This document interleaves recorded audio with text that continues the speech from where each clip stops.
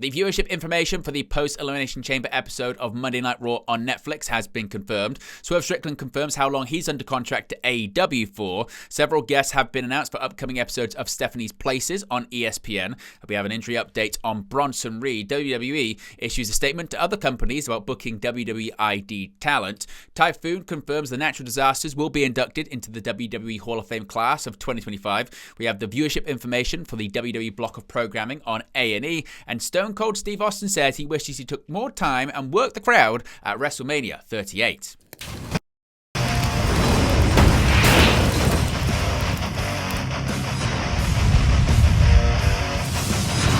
Hey guys, welcome back to Wrestling News 365. Hope everyone is doing very well. As always, plenty of news stories to get into in the world of professional wrestling. Let's begin with the viewership information for WWE Monday Night Raw. Now, it's no secret that WWE Raw's run on Netflix so far has seen very similar week-over-week views, generally pulling in between 2.6 to 3.1 million global views over the course of 7 days. Last week's episode, however, seemed like it may break that trend, as Raw was not only following up the Elimination Chamber premium live event, but arguably one of the biggest heel turns in wrestling in decades when John Cena turned on Cody Rhodes. As it turns out, it wasn't enough for Raw to break out of its usual range, though the show did still gain viewership. WrestleNomics is reporting that the March 3rd episode of Raw drew 3.1 million global views over 7 days, tying it for the highest number of views since February 3rd, though some have contested that number and the third highest number of Raw's Netflix run, trailing only the premiere episode on January 6th and the second episode on January 13th. Now, as one can probably figure out, March 3rd's numbers were well up from the week before, which drew 2.6 million views over the week. In terms of Raw's weekly rankings in Netflix's top 10, the show placed 7th globally and 4th in the United States. This represents the second straight week Raw has slightly gone up in the rankings, having placed 8th globally and 5th in the United States for February 24th. Now, though Raw followed Elimination Chamber and the Cena heel turn, neither Cena, The Rock, nor Rhodes were there, with Rhodes instead responding to Cena's portrayal on SmackDown. Nevertheless, Raw was headlined by another happening that shook up the road to WrestleMania 41, with Io Sky defeating Rhea Ripley to capture the WWE Women's World Championship. It is Sky's second women's title reign on the WWE main roster, following her run as WWE Women's Champion last year.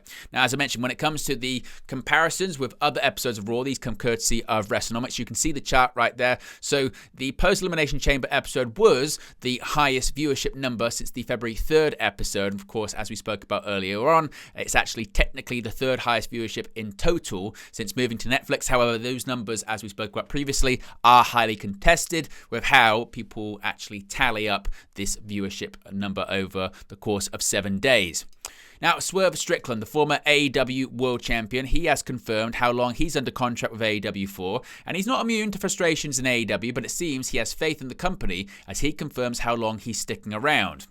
At Revolution, Swerve Strickland clashed with Ricochet in a match where it seemed like it might be too much for Prince Nana and a split was coming. Thankfully for fans of the pair, that never happened as Strickland picked up the win, and after the match he got on his knees to present the robe to Nana, but their night wasn't done. In the main event, Christian Cage cashed in the AEW World title match between Jon Moxley and Adam Copeland. Cage cost Copeland the win before signing the contract for his own title match, turning things into a three-way. However, Moxley was able to lock Cage in a bulldog choke that he eventually passed out from, which meant Moxley retained the AEW World Championship. On his way to the back, however, Jon Moxley came face-to-face with Prince Nana, who seemed to be sending a message to the champion, but it was all a distraction. Perched high above them on the guardrail was Strickland, who delivered a huge swerve stomp to the champion, standing tall as the show went off the air.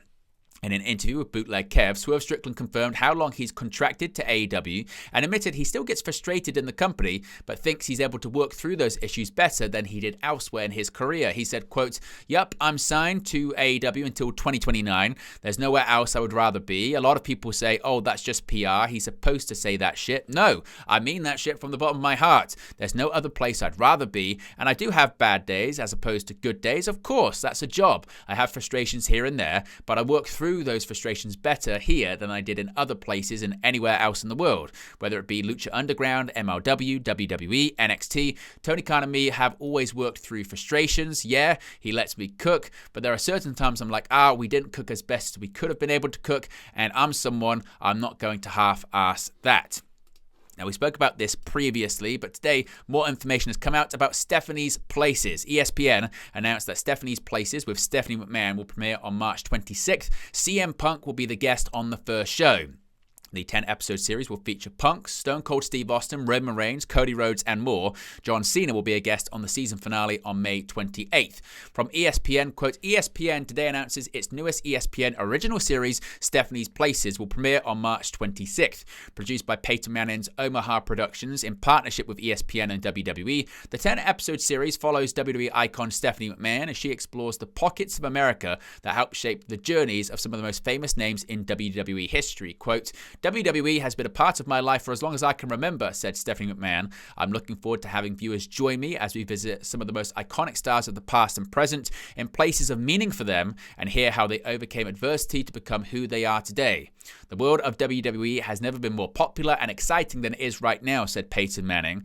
There is no one better than Stephanie to tell the stories of WWE's greatest stars and uncover the moments that shaped them.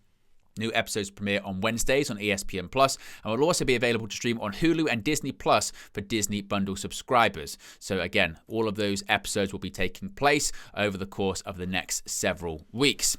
Now, big update here when it comes to Bronson Reed and his injury status. Bronson Reed has been out of action since Survivor Series 2024, with Reed breaking his foot when attempting a tsunami splash from the top of the War Games cage. The former NXT North American champion underwent surgery to correct the issues in December, but the injury was more complicated than initially believed. In an update, PW Insider states that Reed was in Birmingham, Alabama this week to get his latest prognosis and timetable for his in-ring return. Whilst it's not been revealed what the outcome of this consultation was, original reports suggested he could return to the ring in May or June, with WrestleMania 41 definitely off the cards for Reed. Reed himself spoke of the severity of the injury in early 2025, noting how his talus bone was smashed in half, with surgeons removing fragments of the bone whilst repairing it with screws and bone marrow taken from his hip. Prior to his injury, Reed was in the middle of a strong push on Monday Night Raw, with Reed having repeatedly crushed Seth Rollins with a series of tsunami splashes on multiple occasions. Now, an interesting development when it comes to WWE ID here. The official WWE ID social media account has issued comments regarding the booking of talent on independent shows. The WWE ID program was announced last year and essentially puts select indie talents under a deal that means WWE has first refusal on signing them to a full-time contract. It also provides them with other opportunities such as working on WWE Evolve, which premiered last week. The official WWE ID social media has now come out and reminded independent promoters that talents involved in the program can still be booked for indie dates. On March 9th, the account tweeted, quote, "A reminder to all independent wrestling promoters, you can book all WWE ID talent in your promotion. This includes all WWE ID talent who are getting exposure on WWE Evolve. Contact talent individually for booking info." Then, on March 11, the account followed up by quoting that initial post and writing, quote, "Hey, independent wrestling promoters, the fans have spoken. They want WWE ID prospects on your indie shows. Look at the likes." Now, the line about the likes was seemingly in reference to the initial tweet having over 5,000 likes, actually 5,700. It could actually be more now at this point. The account has also posted individual tweets simply stating GCW, FSW, and WrestleMania Week in Las Vegas. WWE Evolve, airing every Wednesday, debuted last week with a WWE ID Showcase 6-man tag main event of Jack Cartwheel, Cappuccino Jones, and Sean Legacy defeating Brad Baylor, Jackson Drake, and Ricky Smokes. Now, the WWE Hall of Fame class of 2025. The natural disasters, that being earthquake and typhoon, are indeed headed to the WWE Hall of Fame. Typhoon, Fred Ottman, the Shockmaster, confirmed the news while speaking to Bill Apter of Sportskeeda. Quote, "It is an honor. It was crazy when I got that call from Mr. Pritchard," that being Bruce Pritchard. "He's an awesome guy. I couldn't believe it. There are so many guys who are worthy to be in there who aren't yet. For this to happen, it's amazing," said Typhoon. Now, Earthquake John Tenta sadly passed away from complications from cancer in June 2006. The natural disasters are former WWE Tag Team Champions. They will join Triple H, Lex Luger, and Michelle McCool as the WWE Hall of Fame class of 2025. Now, an update here when it comes to the viewership information for the WWE block of programming on A&E. According to Programming Insider, the 4th episode of WWE LFG drew 170,000 viewers and a 0.04 rating in the 18 to 49 demographic. The viewership number is up from the 149,000 viewers that the show drew on March 2nd. Furthermore, the key demo rating is down from the previous week's 0.05 rating. WWE Rivals, focusing on Shawn Michaels versus Triple H, drew 192,000 viewers and a 0.05 demo rating. The viewership number is up from the previous week's show, which recorded 175,000 viewers and the same 0.05 rating.